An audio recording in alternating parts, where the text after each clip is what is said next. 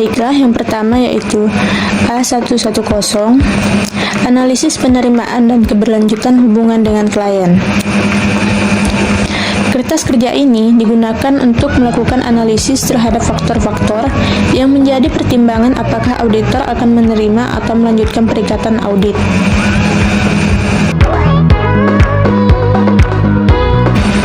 Yang kedua, A120, alokasi jam jasa dan perencanaan lainnya. Kertas kerja ini digunakan untuk mengalokasikan waktu untuk setiap personel yang ditugaskan dalam perikatan audit, serta merespons kondisi kompetensi sumber daya yang diperoleh dari kertas kerja A1103 atau penilaian awal kompetensi sumber daya. Kemudian A130, surat perikatan. Kertas kerja ini untuk menganalisis surat perikatan yang akan ditandatangani oleh KAP dengan klien.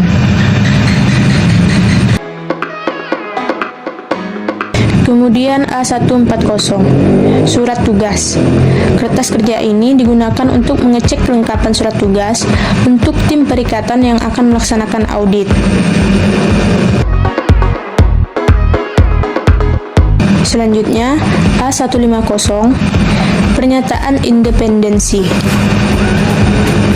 Kertas kerja ini berisi informasi mengenai analisis KAP terhadap independensi atas pelaksanaan audit, baik untuk tim perikatan maupun kantor akuntan publik.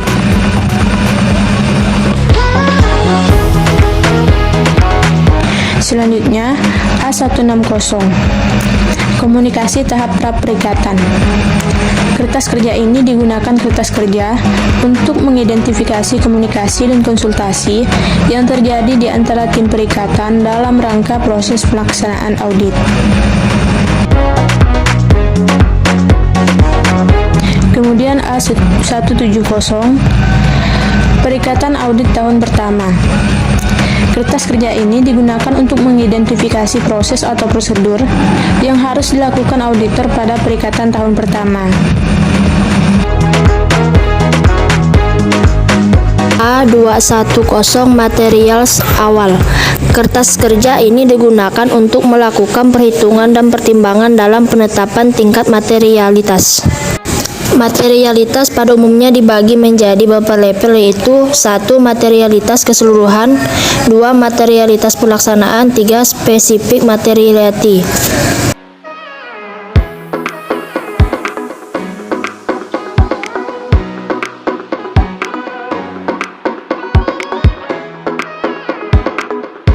A220, prosedur analitis awal. Kertas kerja ini digunakan untuk melakukan prosedur analitis awal atas laporan keuangan klien sebagai bagian dari prosedur penilaian risiko. Prosedur analitis awal merupakan salah satu prosedur untuk menilai kemungkinan adanya risiko salah saji dari suatu akun. Kertas kerja ini merupakan kontrol atas isian kertas kerja pendukungnya. Ada 2 kertas kerja pendukungnya, yaitu analisis perbandingan data antar periode, yang kedua analisis rasio keuangan. Setiap akhir kertas kerja pendukung tersebut terdapat simpulan yang dipilih menggunakan drop down.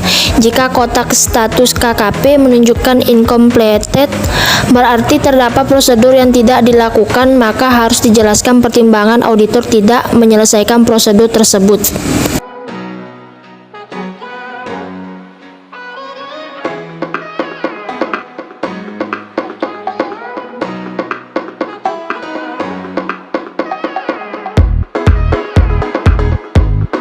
A230, pemahaman entitas dan lingkungan. Kertas kerja ini digunakan untuk melakukan prosedur pemahaman atas entitas beserta lingkungannya. Pada kertas kerja ini terdapat beberapa aspek dan informasi yang diisi di analisis terkait entitas dan lingkungannya.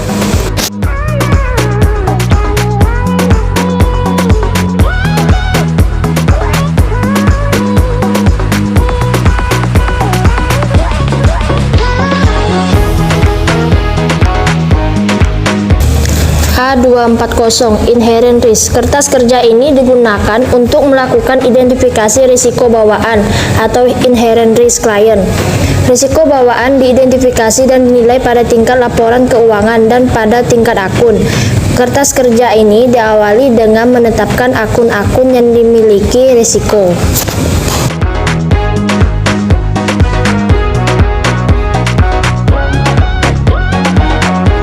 A250 Control Risk. Kertas kerja ini digunakan untuk melakukan identifikasi risiko pengendalian atau kontrol risk dari klien. Risiko pengendalian diidentifikasi dan dinilai pada tingkat laporan keuangan dan pada tingkat akun.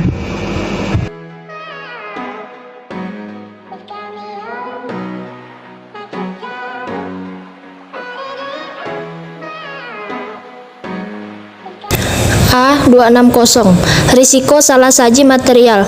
Penilaian risiko salah saji material dilakukan pada dua tingkat, yakni di tingkat laporan keuangan dan di tingkat asersi untuk jenis transaksi, saldo akun, dan pengungkapan.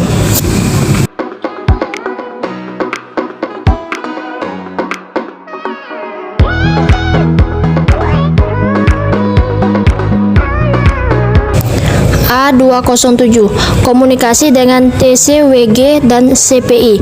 Kertas kerja ini digunakan untuk mengidentifikasi dan mengomunikasikan kepada pihak yang tepat tentang risk assessment yang telah dilakukan oleh auditor dalam rangka pelaksanaan audit. Bentuk komunikasi pada tahapan ini akan bergantung pada struktur organisasi yang dimiliki oleh klien. Terdapat dua jenis pilihan komunikasi, yaitu yang pertama, komunikasi dengan pihak yang bertanggung jawab atas tata kelola.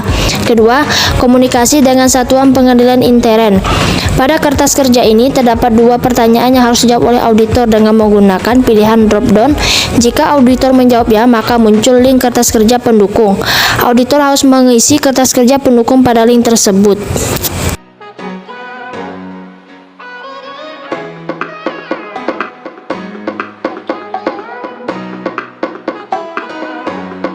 B. Risk Response. Menu-menu yang terdapat dalam risk response yaitu B100 Worksheet. Kertas kerja ini akan digunakan sebagai media informasi pengolahan angka laporan keuangan berupa informasi saldo awal, jurnal penyesuaian, serta angka final laporan keuangan setelah diaudit.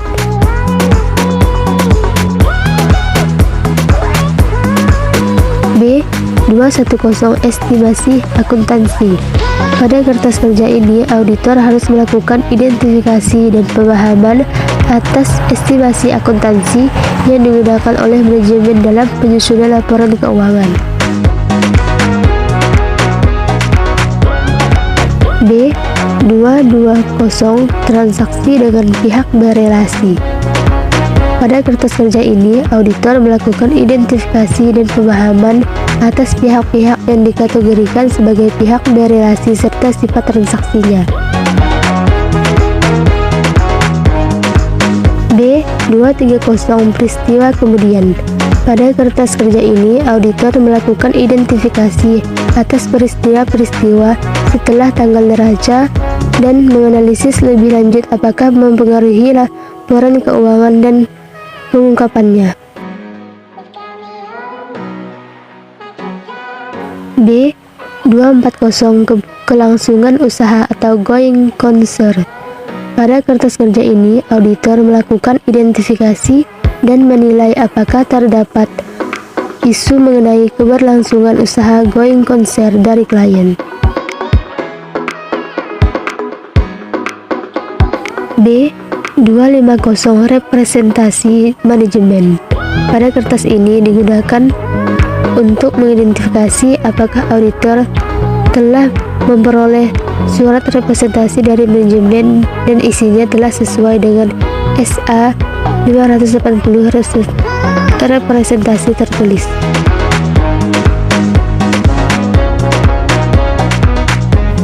B260 Penggunaan pakar auditor. Pada kertas kerja ini, auditor melakukan identifikasi atas penggunaan pakar auditor dalam pengujian suatu akun.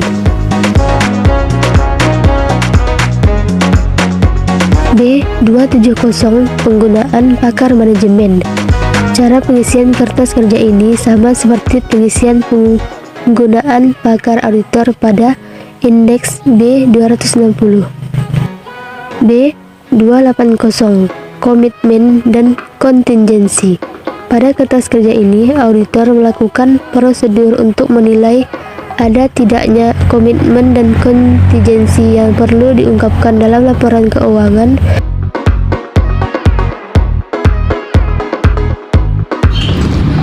C.110 Penilaian materialitas final.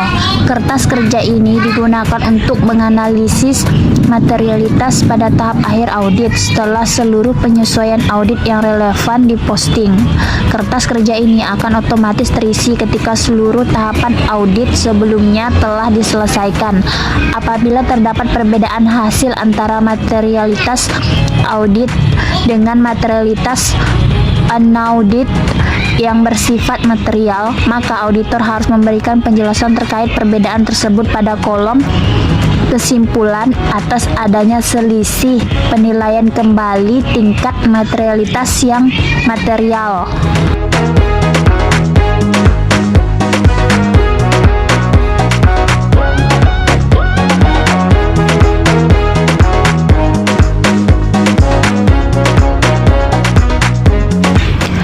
Kemudian C.120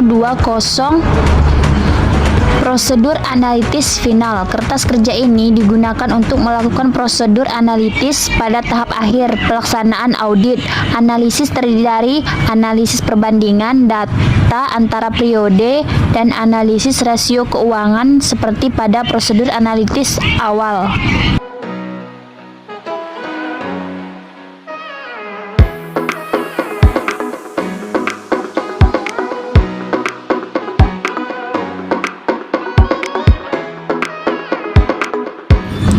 Selanjutnya C.200 Review pengungkapan LK. Kertas kerja ini digunakan untuk membantu auditor dalam memastikan bahwa pengungkapan laporan keuangan telah memenuhi persyaratan dalam SAK yang berlaku atau relevan sebagai berikut.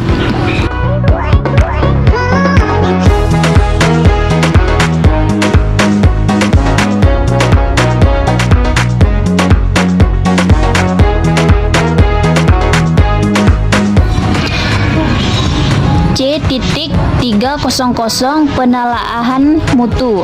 Kertas kerja ini digunakan review untuk memastikan bahwa seluruh aspek tahapan audit mulai dari risk assessment, risk response, dan reporting telah diselesaikan dengan baik. Apabila masih terdapat isu yang belum diselesaikan dengan baik, maka preview akan memberikan respon atau masukan untuk ditindaklanjuti. Preview selanjutnya akan memastikan agar tidak lanjut atas respon atau masukan yang diberikan telah dilaksanakan secara memadai.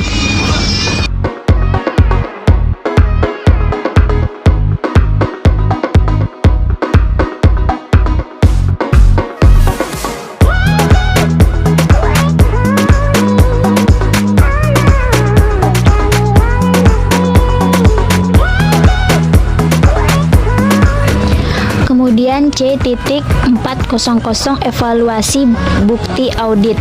Kertas kerja ini digunakan untuk merumuskan opini auditor dengan mempertimbangkan apakah bukti audit yang diperoleh secara keseluruhan telah cukup dan tepat sebagai basis yang opini auditor. Pada kertas kerja ini secara garis besar ada dua hal yang akan dipertimbangkan, yaitu 1. Kecukupan dan ketepatan bukti audit atau termasuk pertimbangan adanya pembatasan lingkup sebagai pertimbangan kecukupan bukti audit, dan 2. Dampak atas respon. Nomor 1, apakah memiliki dampak preventif atas akun-akun laporan keuangan keseluruhan atau tidak.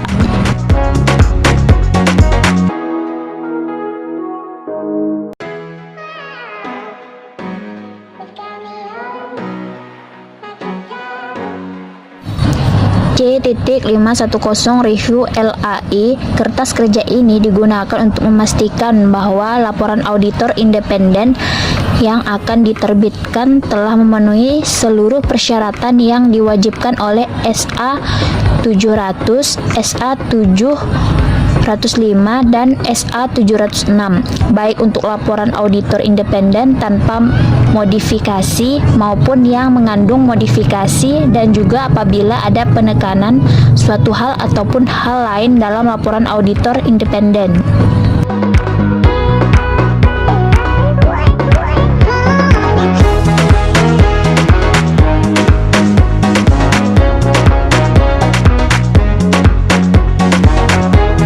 Selanjutnya C.520 Audit Final Memorandum. Kertas kerja ini digunakan untuk mensarikan hasil-hasil audit signifikan yang ditemukan oleh auditor selama pelaksanaan audit.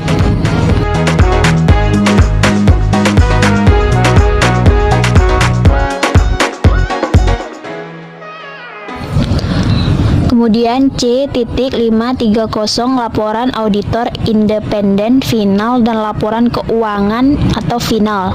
Kertas kerja ini digunakan untuk mencantumkan informasi yang diperlukan terkait dengan laporan auditor independen yang akan diterbitkan, sekaligus memberikan contoh format opini yang akan diterbitkan oleh auditor sebagai berikut.